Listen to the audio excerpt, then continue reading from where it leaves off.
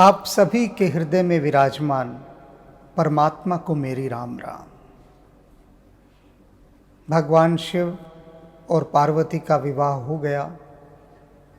अब वे गृहस्थ आश्रम में विभिन्न प्रकार के सुखों का रसपान कर रहे हैं और इस प्रकार से गृहस्थ आश्रम में उन्हें जब बहुत समय हो गया तो उसके बाद का वर्णन अब आगे तुलसीदास जी कर रहे हैं।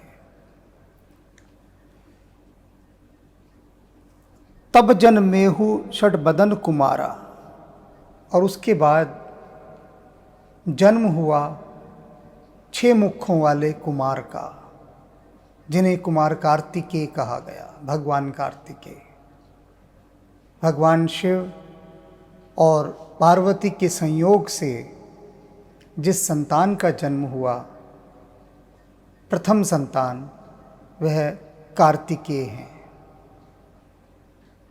अब ये तुलसीदास जी ने बहुत शुभ समाचार सुनाया भगवान शिव और पार्वती के गृहस्थ जीवन से।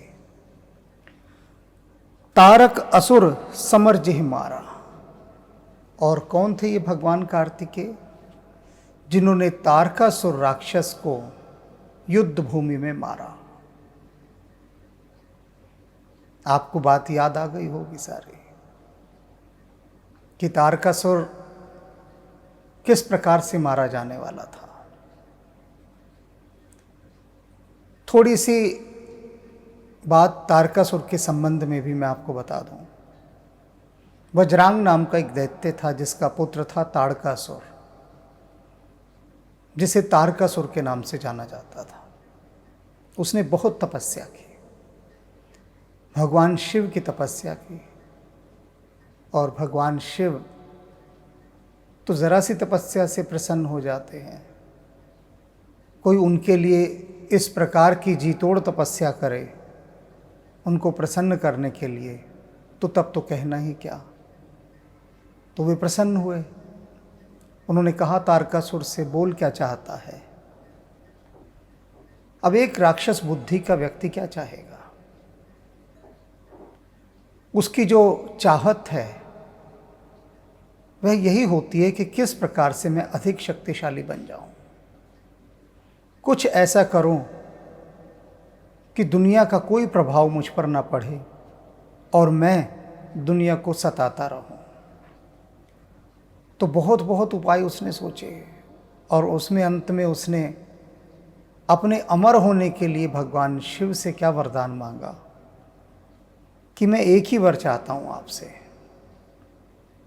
कि मुझे केवल आपकी संतान ही मारने में सक्षम हो और मैं किसी के हाथों से ना मरूं। केवल जिसका जन्म आपसे हो वह संतान मुझे मार सकती है और कोई नहीं। भगवान शिव ने कहा, तथास्तु। और उनके तथास्तु कहते ही उसका तो मीटर ऑन हो गया संसार को मारने का।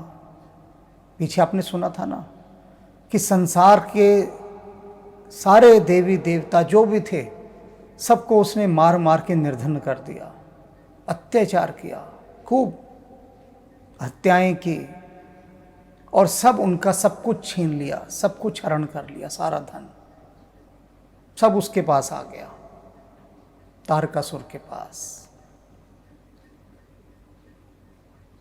इस बात को एक दूसरे उदाहरण के द्वारा समझिए। कई उदाहरणों के द्वारा समझाऊंगा मैं कि ये कोई साधारण बात नहीं है जो यहाँ पर इस समय तारकासुर का प्रसंग आरंभ हुआ है। बिल्कुल साधारण बात नहीं है। संसार का यदि कोई एक राष्ट्र, कोई भी एक राष्ट्र, अगर उसे सर्वशक्तिमान होने का वरदान मिल जाए, वो ये मान ले, समझ ले कि अब संसार का कोई राष्ट्र उसके विरुद्ध कुछ नहीं बोल सकता, सबकी बोलती उसके सामने बंद रहेगी, चाहे कोई भी कारण हो, और वह इतना शक्ति संपन्न हो चुका हो, तो वो पहला काम क्या करेगा कि वो सारे संसार पर अत्याचार करेगा। वह नए नए उपाय खोजेगा, वह राष्ट्र जिससे सारा संसार इतना कुचला जाए, इतना दमित हो जाए, इतना पीड़ित हो जाए कि उसका सारा धन उसी के पास सिमट कर आ जाए, सारा धन वो चूस ले सारे संसार का, उनका रक्त भी चूस ले। पहला प्रयास उसका यही होगा, उस राष्ट्र का जो अपने आप को विश्व की महाशक्ति मान चुका हो। पहला प्रयास क्यों होगा वैसा प्रयास, ये भी सुन लीजिए। क्योंकि जहां भक्ति नहीं होती वहां पर पहला प्रयास ये होता है कि संसार को मैं सताऊं कैसे। बिना भक्ति के पास जिसके पास भी शक्ति आएगी वह शक्ति खून से सन जाएगी। इस बात को गहराई से समझ ले। अब से पहले जिसने भी अमर होने का वरदान मांगा, हम हिरण्यकशिपु से शुरू करते हैं।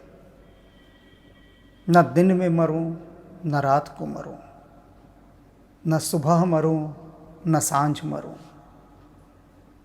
न देवताओं के हाथ मरूं न राक्षस के हाथ मरूं, न मनुष्य के हाथ मरूं न पशु के हाथ मारा जाऊं। जब मरूं तो न सुबह हो न शाम हो, न दिन हो न रात हो, न घर के अंदर हो न घर के बाहर हो, कुछ भी नहीं छोड़ा ऐसा। हिरण्यकशिपु ने जब वरदान मांगा था कि भगवान भी चक्कर में पड़ जाए कि इसको मारूं तो कैसे मारूं, और वर भी भगवान ने दिया, तथास्तु।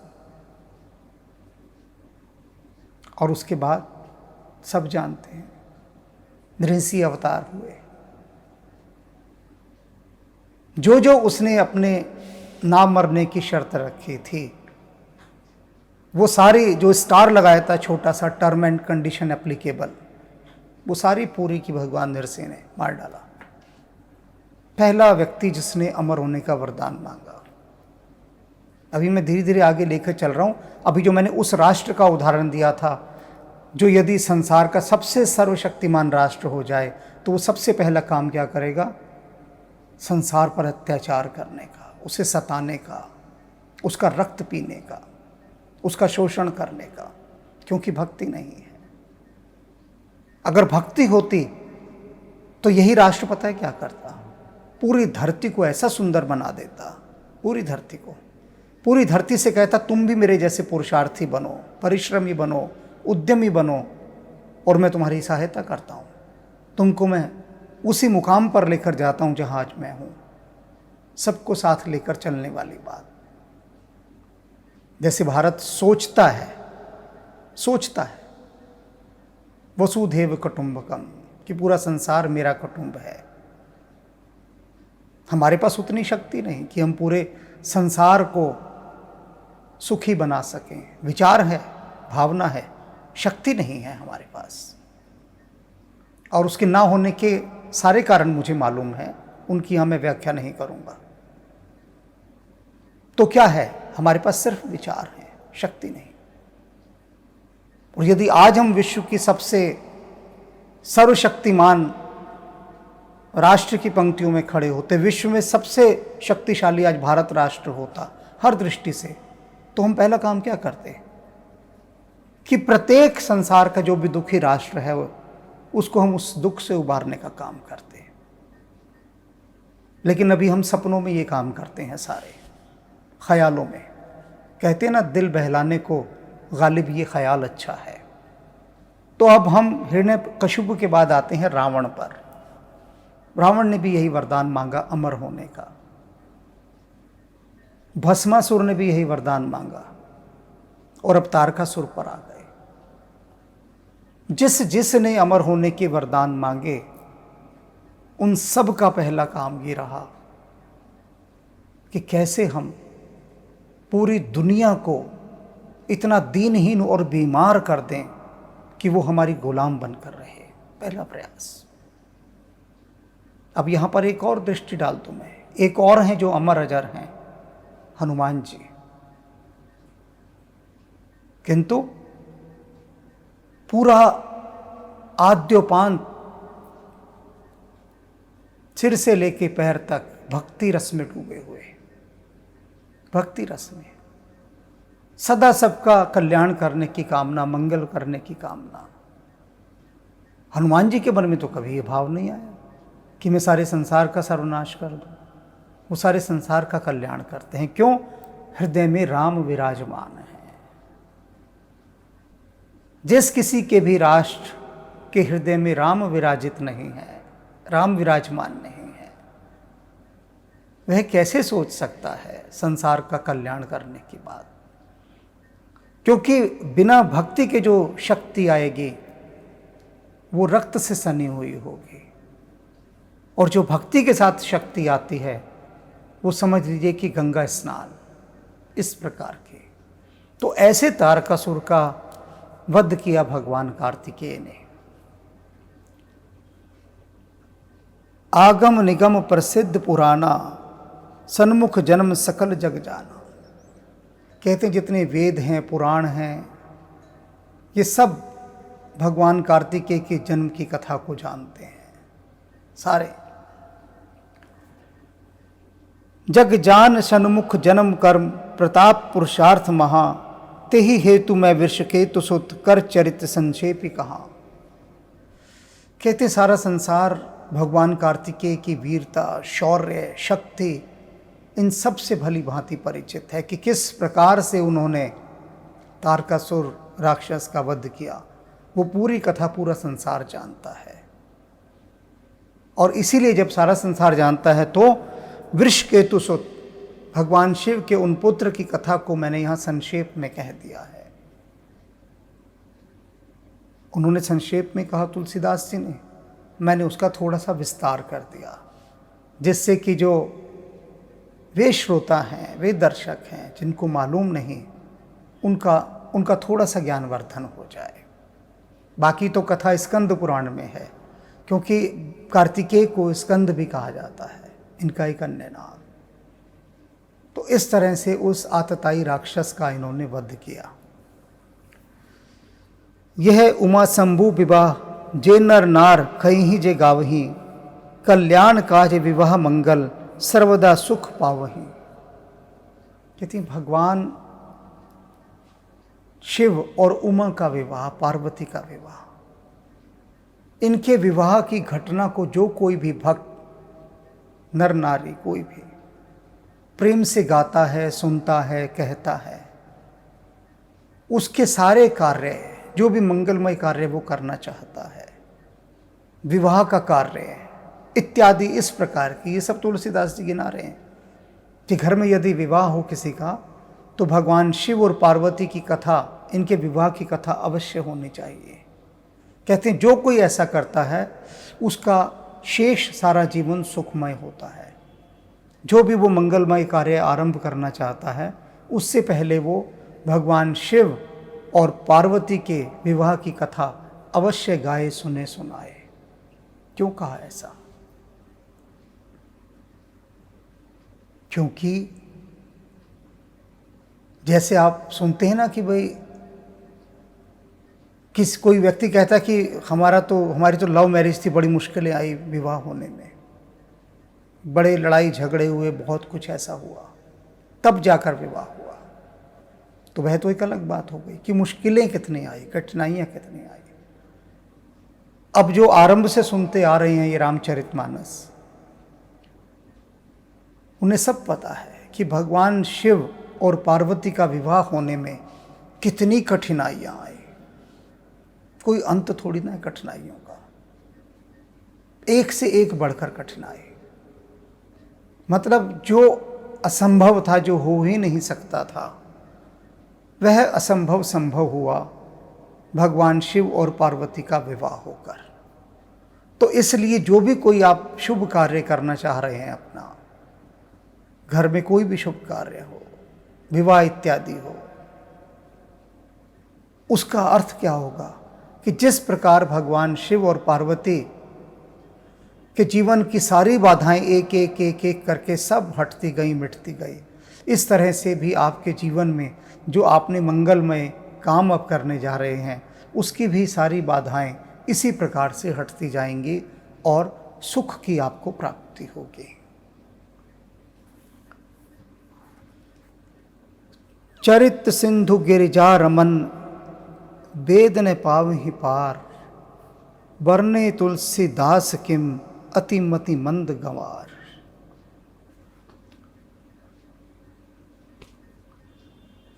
क्या कहें इस पंक्ति के बारे में?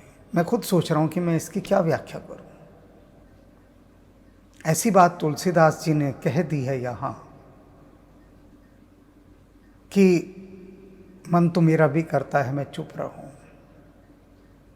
लेकिन चुप रहूंगा तो 1500 व्हाट्सएप आ जाएंगे मुझे कि आपने बताया नहीं, आपने बताया नहीं, आप बताओ। तो उसको झेलने से तो अच्छा है मैं यहां बोल दूं, इन पंक्तियों की व्याख्या ही कर दो।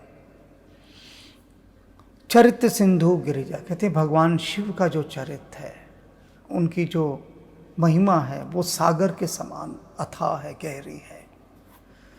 वेद ने पावहि पार, वेद भी उनका पार नहीं पा सकते। ज्ञान की जो अंतिम सीमा कही गई है वो वेदों को कहा गया है कि वेद भी उनका पार नहीं पा सकते। शिव, बस शिव ही कह के मुझे रह जाना पड़ता है। शिव से आगे कुछ बोलूं, बात गले तक आ नहीं पाती है कि कैसे उनकी महिमा का मैं वर्णन करूं। क्या कहूं अगर उनकी महिमा के वर्णन में कहना है? जो भी कहूंगा सब बहुत छोटा होगा शिव से, बहुत ही छोटा, बहुत ही छोटा। और अगर ऐसा ना होता तो तुलसीदास जी स्वयं ना कह देते, तो उनको क्यों कहना पड़ा बरने तुलसीदास किम? ये तुलसीदास कैसे उनकी महिमा का वर्णन कर सकता है? अति मति मंद गवार, वह तुलसीदास जो बहुत अधिक मंद बुद्धि है, अति मंद, मंद से आगे भी कह दिया अति, और कैसा है? गंवार है। क्या कह रहे हैं अपने को? तुलसीदास स्वयं को क्या कहते हैं? मैं अति मंद और गंवार हूं। और हम क्या कहते हैं? हम तो इंटेलेक्चुअल हैं, बहुत ज्ञानी हैं, बहुत पढ़े लिखे हैं, बहुत कुछ पता है हमें। और तुलसीदास जी वे कहते हैं मैं समर्थ नहीं हूं भगवान शिव की महिमा का, उनकी गहराई का था लेने की। जब वेद ही नहीं ले पाए तो मैं क्या लूं? और शिव की महिमा तो शिव में लवलीन होकर ही समझी जा सकती है। यही मैं कह सकता हूं कि शिव की उपासना में डूबने से, शिव में आत्मलीन होने पर ही आपको स्वतः ही वो स्वाद अनुभव होगा जो यहां शब्दों में कहा नहीं जा सकता। शंभु चरित सुन सरस सुहावा, भरद्वाज मुनि अत सुख पावा।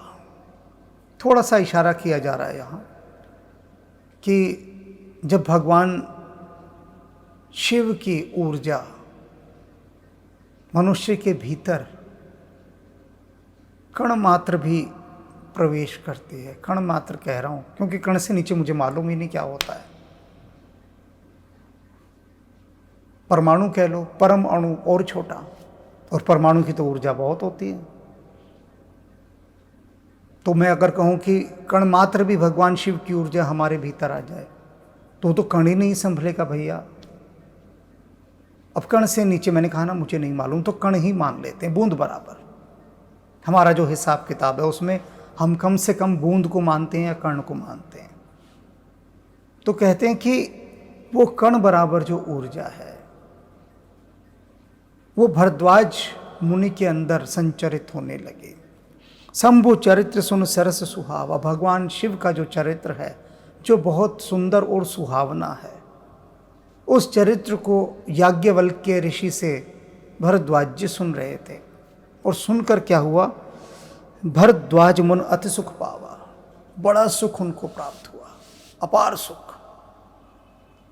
और उस सुख से जो उसका जो रिजल्ट आया, जो वो अभिव्यक्त हुआ, वो कैसे अभिव्यक्त हो रहा है, वो उनका सुख कैसा दिखाई दे रहा है।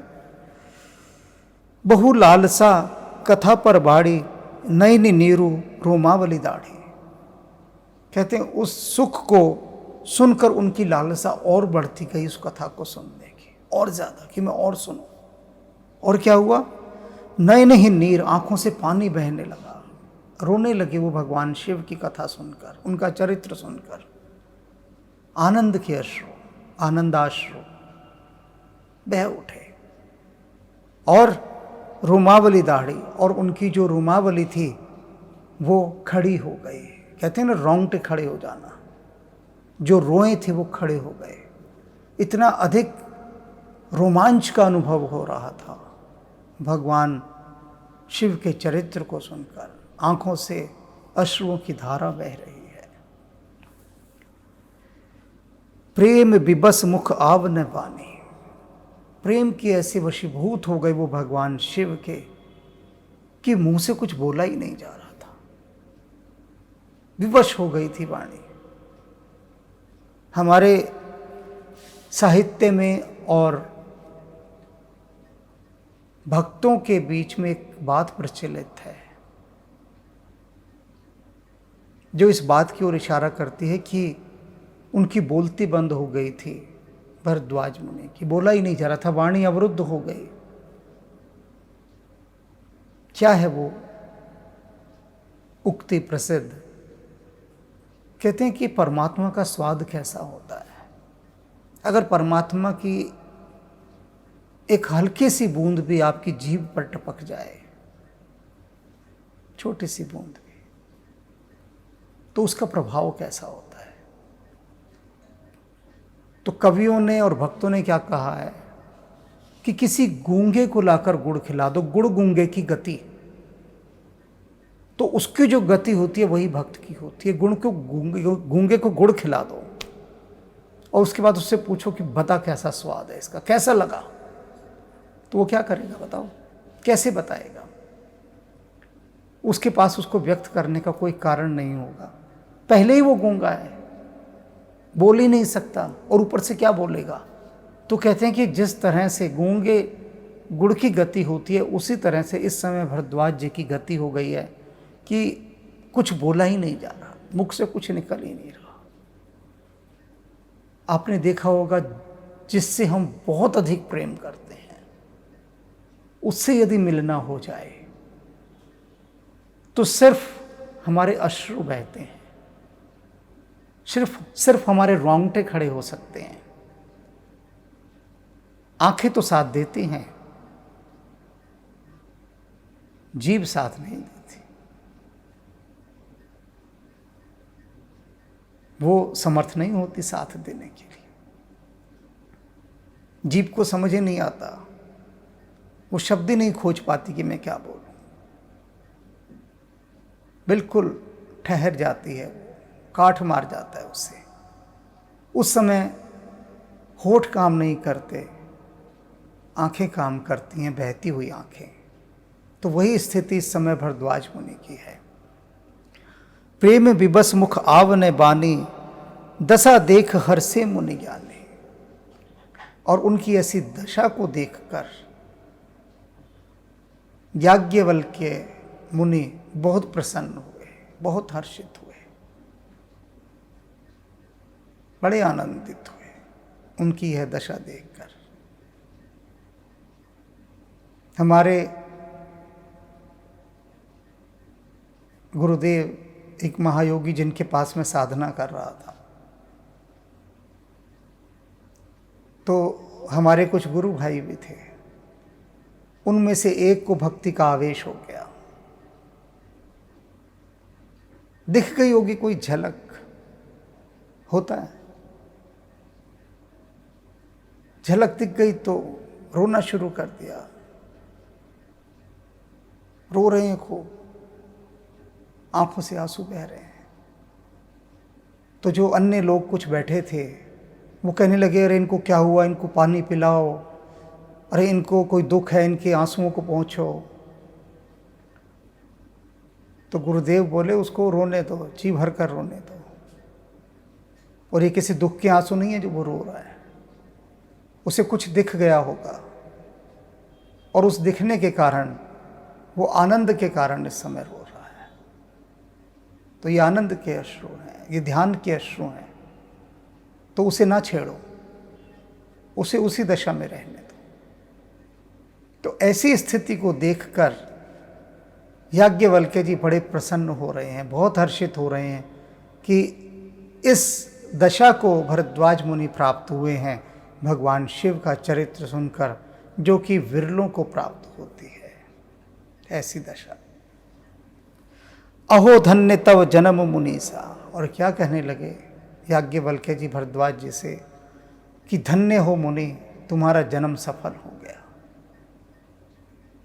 क्योंकि भक्ति का ऐसा आवेश तो विरलों को होता है, ऐसी भाव दशा, ऐसी भाव समाधि, आप धन्य हुए। तुम्हें प्राण सम प्रिय गौरी सा। और कहते तुम कैसे हो, कैसे धन्य हुए कि तुमको भगवान शिव और पार्वती प्राणों के समान प्रिय हैं,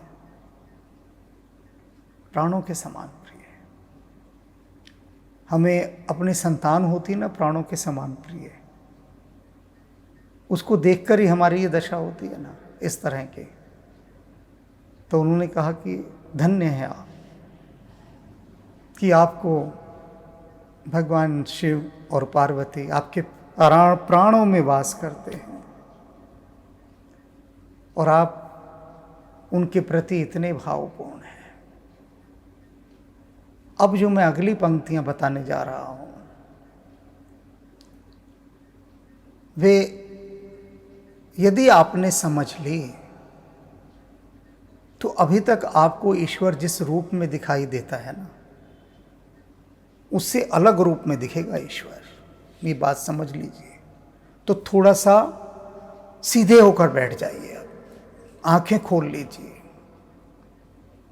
इस समय सुनते समय अगर आसपास आपको कोई बाधा भी पहुंचा सकता है ना, आपका मोबाइल फ़ोन कोई और, तो उसको भी कह दो कि अभी कम से कम 5-7 मिनट आपको ना छेड़े, क्योंकि ये यू टर्न वाली बात मैं आपको बता रहा हूं यहां से। जो तुलसीदास जी ने कहा है, उन पंक्तियों को मैं अभी नहीं कह रहा, उनको आप समझ सकें इसलिए दैनिक जीवन से कुछ उदाहरण लाकर पहले समझा रहा हूं, पंक्तियां बाद में कहूंगा। तो अपने आप को सजग कर लीजिए सुनने से पहले। कुछ महीनों पहले एक डॉक्टर ने मुझे बुलाया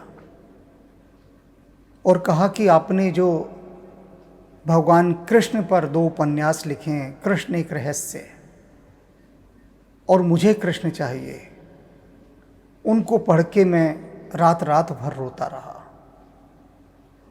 ऐसा लग रहा था जैसे भगवान कृष्ण स्वयं आपसे ये उपन्यास लिखवा रहे हैं। मैंने कहा धन्य है आपके ये वचन, और मैं स्वयं को सौभाग्यशाली मान रहा हूं कि आप ऐसा कह रहे हैं। ये सब उनकी ही कृपा है। न सलीका है खिदमत का, न सलीका है खिदमत का, न बंदे को बंदगी है। न सलीका है खिदमत का, न बंदे को बंदगी है। ये सब तुम्हारा करम है आका कि बात अब तक बनी हुई है। ये सब उनका करम है, जो मेरे हाथ में कलम तो पकड़ा देते हैं, लिखते खुद हैं। करते हो तुम कन्हैया, मेरा नाम हो रहा है। अब वो कभी मेरा हाथ पकड़ें, माथे से लगाएं, चूमें, जितने प्रकार के कर्तव्य होते थे उन्होंने सब कर लिए। डॉक्टर हैं, बच्चे की तरह व्यवहार कर रहे। थोड़ी देर में मैंने उनसे कहा कि आपने क्या भगवान राम पर लिखे भी मेरे उपन्यास पढ़े हैं? तो मेरी तरफ हैरानी से देखने लगे। मैंने मन ही मन सोचा, हो सकता है कि अगला वाक्य इनका हो कि बताइए वे कहाँ हैं, मैं उनको भी पढ़ना चाहता हूँ। लेकिन जानते हैं उनका अगला वाक्य क्या था? कहते हैं कि जो राम और हनुमान की बात करता है ना, उस आदमी का सारा सम्मान मेरी दृष्टि में गिर जाता है। मैं उस आदमी को कोई वैल्यू नहीं देता जो राम और हनुमान की बात करता है, क्योंकि कृष्ण ही अल्टीमेट हैं, वही सब कुछ हैं, सर्वकला संपूर्ण, पूर्ण कला, सब कुछ। और जो जो भगवान कृष्ण के संबंध में वो कह सकते थे सब कहने लगे। तो मैंने कहा भगवान राम का कोई अवगुण बताइए। तो उन्होंने कहा वो सब मैं नहीं बताता कुछ भी, ना मैं कह सकता, ना मुझे मालूम। बस मुझे तो बस कृष्ण के अलावा ना राम दिखते ना हनुमान, और ना ही इनको मानने वाले मुझे भाते हैं। एक उदाहरण संभाल कर रखिएगा, एक उदाहरण को। दूसरा उदाहरण, कुछ जो राम भक्त हैं वे कहते हमें तो राम के अलावा कुछ नहीं जचता, और कृष्ण के प्रति वो कोई सम्मान से नहीं भरे हैं, भाव से नहीं भरे हैं। और जो कृष्ण भक्त हैं अनेक, वो राम के प्रति भाव से नहीं भरे, कुछ शिव के प्रति नहीं बने। एक शेरा वाली माता को मान रहा है तो वो कहता है उसकी दृष्टि में बाकी सब देवी देवता फेल हैं। बोल जयकारा शेरा वाली दा, बस वही सब कुछ हैं। मानता हूं कि अपना बच्चा सबसे प्यारा लगता है, लेकिन ये बड़ा संकीर्ण दृष्टिकोण है, इससे आप ईश्वर की तरफ नहीं बढ़ सकते। आपको अगर यह समझ में नहीं आए कि एक ही ऊर्जा, कहते ना एको अहम विप्रा बहुधा वदंती, मैं एक हूं लेकिन सारे ब्राह्मण लोग, गुणी जन, भक्तजन उसको भिन्न भिन्न रूपों में कहते हैं। मैं एक ही हूं लेकिन सब उसको भिन्न भिन्न रूपों में कह रहे हैं। अब इसको एक दूसरे उदाहरण से समझिए कि कोई एक व्यक्ति कहे कि मैं अपने भाई से बहुत प्रेम करता हूं, और अपने भतीजे से कहे लेकिन तेरे बाप से प्यार नहीं करता, मैं अपने भाई से बहुत प्रेम करता हूं लेकिन तेरे बाप से नहीं करता। और इसी प्रकार से अपने पिता से कहे कि मैं अपने भाई से तो बहुत प्रेम करता हूं लेकिन तेरे बेटे से प्रेम नहीं करता। तो आपको हंसी आ रही होगी ये सुन के कि कैसी बात की जा रही है, व्यक्ति तो वो एक ही है।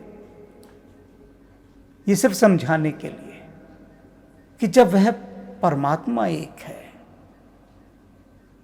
तो कैसे नहीं आपको जो अपने इष्ट देव में दिखाई देता वही आपका इष्ट देव सब में क्यों नहीं दिखाई देता।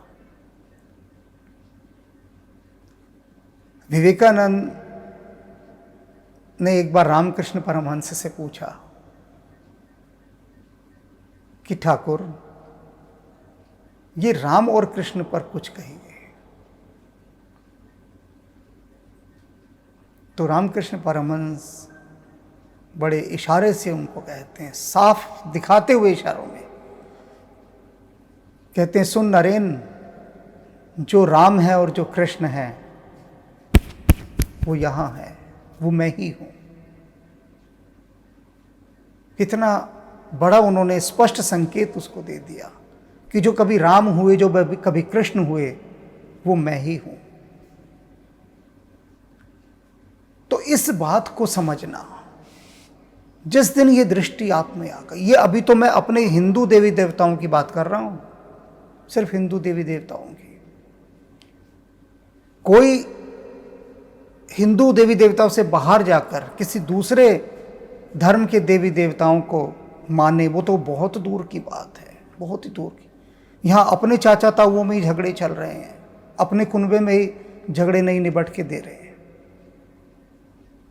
और इन झगड़ों से तुलसीदास जी बहुत दुखी थे उस समय में। अनेक पंक्तियां आगे ऐसी आती हैं जिनको मैं समझाऊंगा आपको, तुलसीदास के द्वारा कही गई। जिस काल में तुलसीदास हुए उस काल में ये झगड़े तो अपने पूरे पीक पर थे, ये वाले झगड़े, कि जो जिस भगवान को मान रहा है उसकी दृष्टि में दूसरे का भगवान जीरो, जैसे उन डॉक्टर महोदय की दृष्टि में। बिल्कुल तो अब मैं इन पंक्तियों पर आता हूं, क्योंकि मैं उसकी भूमि पर हल जोत सका कि आप उस भूमि को समझ सकें। अब तुलसीदास जी की भी पंक्तियां। शिवपद कमल जिन्हि रत नाहि, राम ही ते सपनों न सुहाए। अपने राम भक्तों के लिए कह रहे हैं, बहुत बड़ी बात। जितने भी राम भक्त हैं वो इस बात को बड़े सजग होकर सुने, और जो राम भक्त नहीं हैं वे भी सुने। सभी के लिए, राम भक्तों के लिए तो ये रेखांकित अंडरलाइन करके कि जो ठोकते हैं अपनी छाती कि हम राम भक्त हैं, वो इसे जरूर सुन लें। क्या कहते हैं तुलसीदास जी को तो मानते हो ना, वो सबसे बड़े राम भक्त थे। जो अपने को राम भक्त कहता है वो भी ये मानता है कि तुलसी बाबा हाथ जोड़ देता है, तुलसी बाबा का नाम आता है, कि उनसे बड़ा राम भक्त नहीं है कोई। तो ये बात वही कह रहे हैं, मैं नहीं कह रहा हूं, उनकी बात दोहरा रहा हूं। क्या कहते हैं कि भगवान शिव के चरण कमलों में जिसकी प्रीति नहीं है, जो भगवान शिव का नाम सुन के स्पंदित नहीं होता, बह नहीं जाता, भाव से नहीं भर जाता, जिसके मन में भगवान शिव के लिए भक्ति नहीं है, वह व्यक्ति भगवान श्री राम को सपने में भी पसंद नहीं है। भगवान श्री राम सपने में भी उसे देखना नहीं चाहते, उस व्यक्ति को जिसकी प्रीति भगवान शिव में नहीं है।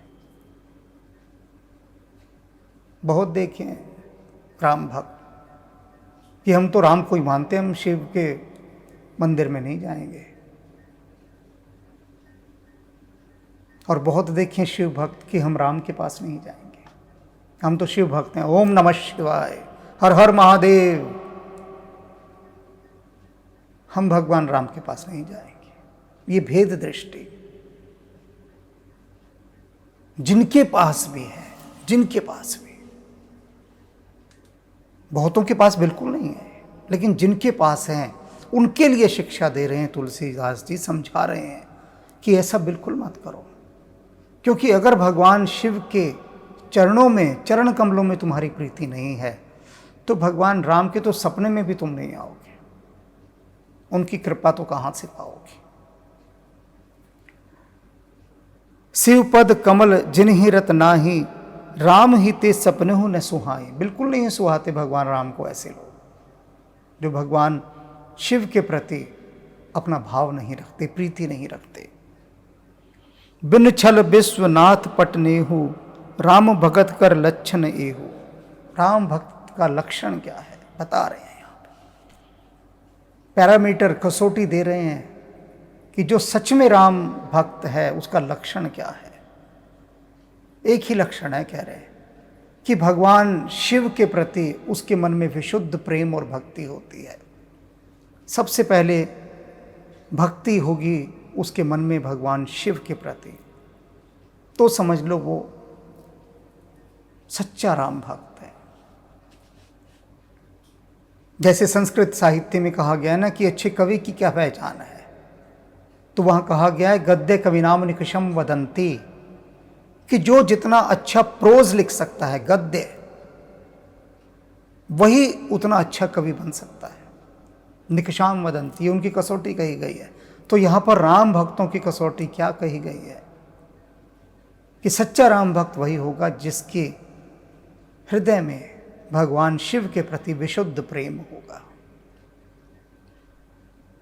तो आप और हम निकलते हैं अपने भीतर की यात्रा पर। अगर ऐसा नहीं है तो ऐसा होने की यात्रा पे निकले। कोई दुख ना मनाएं, अगर अब से पहले ऐसी भूलें हो चुकी हैं तो कोई आवश्यकता नहीं दुख मनाने की, क्योंकि पढ़ाई है ये तो, ज्ञान भी तो एक पढ़ाई है ना। जिस क्लास में आप पीछे थे वहां उसके सिलेबस में था ही नहीं ऐसा। अब जो नया सिलेबस आपको तुलसीदास जी के माध्यम से मैं पढ़ा रहा हूं, कह तुलसीदास जी रहे हैं, तुलसीदास जी ने जो सिलेबस दिया मैं तो उसको पढ़ा रहा हूँ यहाँ पे। मैं तो एक शिक्षक की भूमिका निभा रहा हूँ, एक मार्गदर्शक ही, उससे ज़्यादा मैं कुछ नहीं हूँ, सिर्फ इतना ही हूँ। तो आपको अब नए अध्याय पढ़ने को मिल रहे हैं, तो इसका दुख थोड़ी ना मनाओगे कि हाय हम तो जब पिछली क्लास में थे वहाँ में पढ़ाया ही नहीं गया। कोई ऐसा दुख थोड़ी ना मनाया जाता है। अब नया ज्ञान मिल रहा है, तो जितना पिछली कक्षा तक उपयोगी था वो काम आया। अब पिछली कक्षा तक यदि एक ही भगवान के प्रति आपकी निष्ठा और भक्ति थी तो उसका एक लाभ तो मिला ना, कि आपको भक्ति करनी तो आ गई ना, एक कला तो आ गई भक्ति करने की। अब उस कला को फैलाना है। अब जो पर्दा उसके आगे पड़ा हुआ है वो हटा देना है। अब जब वो हट जाएगा पर्दा तो आपको सब दिखने लगेगा कि अरे ये जितने अन्य सब देवी देवता हैं सारे, ये तो वही है जो मेरे ही इष्ट देव उन सब जगह फैल चुके हैं। एक नूर ते सब जग उपजया। बहुविधि शंभु सास समुझाई, गवनि भवन चरण सिरुनाई। जननी उमा बोली तब लीनी, लै उछंग सुंदर सुख दीनी। करऊ सदा शंकर पद पूजा, नारी धर्म पति देव न दूजा। वचन कहत भरे लोचन भारी, बहुरी लाई उरलीनी कुमारी। कत विधि सरजी नारी जग माही, पराधीन सपने सुख नाही। भय अति प्रेम बिकल महतारी, धीरज कीन को समय विचारी। पुनि पुनि मिलति परति गई चरना, परम प्रेम कछु जाई न बरना। सब नारिन मिली बेटी भवानी, जाई जननी उर पुनि लपटानी। जननी ही बहुरी मिली चली, उचित आशीष सब काहू दई। फिर फिर बिलोकति मात तन सब, सखील शिव पही गई। जाचक सकल संतोषी शंकरु, उमा सहित भवन चले। सब अमर हर से सुमन बरसी, निशान नभ बाजे भले। चले संग हिमवंतु तब, पहुँचा वन अति हेतु। विविध भांति परितोष करी, विदा कीन वृष केतु।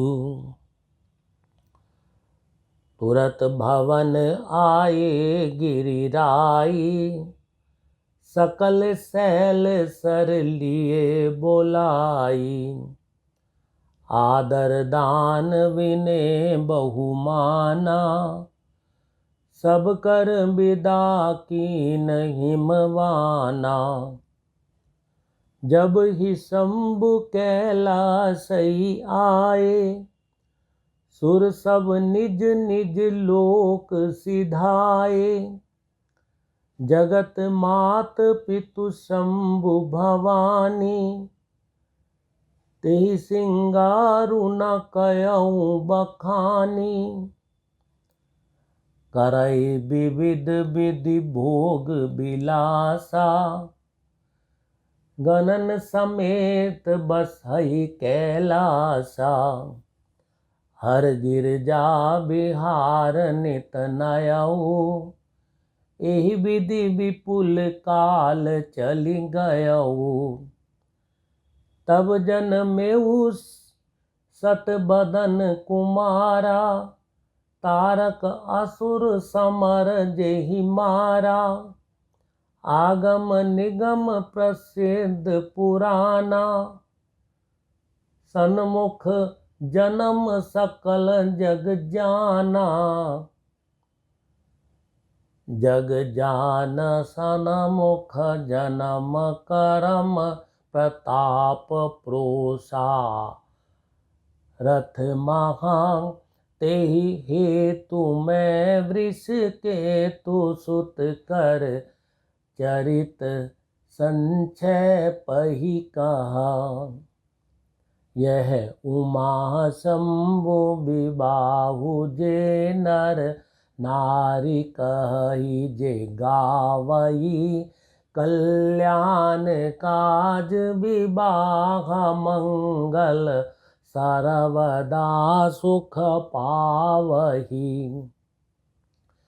चरित सिंधु गिरजा रमन वेद न पावई पारू।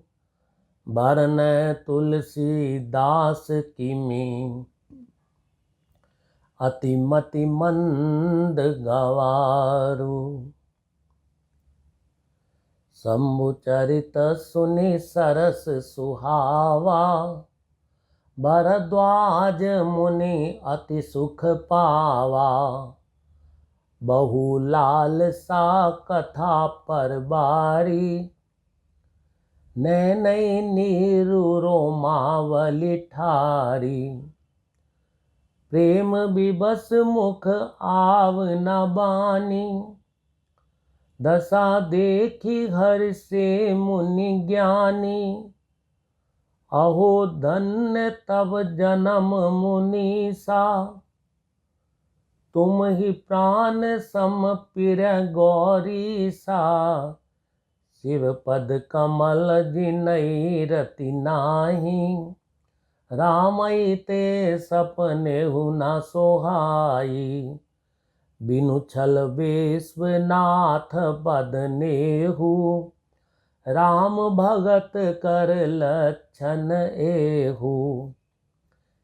शिव सम को रघुपति व्रत धारी।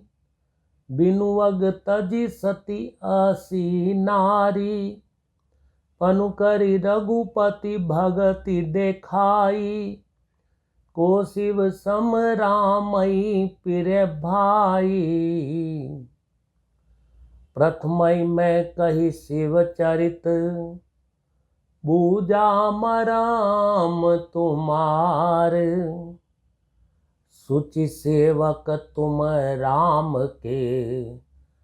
रहित समस्त विकार।